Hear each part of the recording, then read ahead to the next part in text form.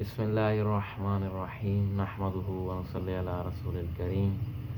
میرے قابل احترام دوستوں، شیطان کے تیروں میں سے ایک تیر نظر ہے۔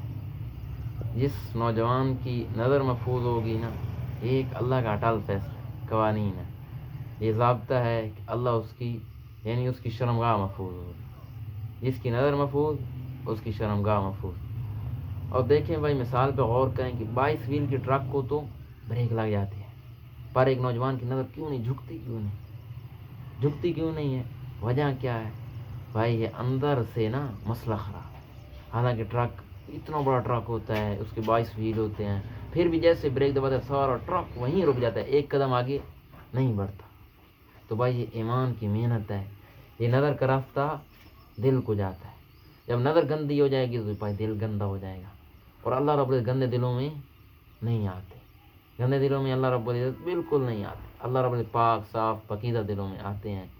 تو ہم نظروں کو پاکیزہ کر لیں گے، جب نظریں پاکیزہ ہو جائیں گی تو اللہ ہمارے دلوں کو پاکیزہ فرما دیں گے۔ ہمیں نمازوں میں مزہ آئے گا، ذکر میں مزہ آئے گا، اور یہ دل کا وقت ہے نا، یہ محبت کے بغیر رہتا نہیں۔ اگر اس دل میں اللہ کے سوا کوئی اور آ گیا تو ناکامی، رسوا اور ذلت کے سوا اور کچھ نہیں ہوگا۔ اگر اس میں اللہ آ گیا تو دنیا آخرت کی کامیابیاں مقدر بن جائیں گی۔ اللہ دنیا میں بھی کامیاب فرمائے گا، اور آخرت میں بھی ہمیشہ کے لیے کامیاب ہو جائے گا وہ شخص جو نظر کی حفاظت کرے گا۔ تو اپنی نظروں کی خاص طور پر حفاظت کی جائے۔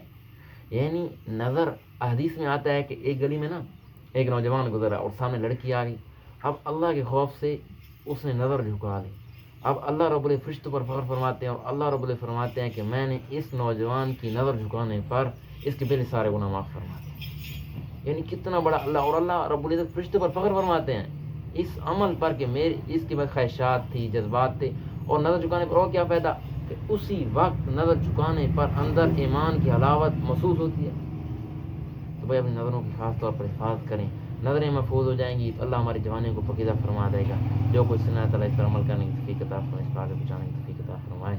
وما علینا الا البلاغ المبین۔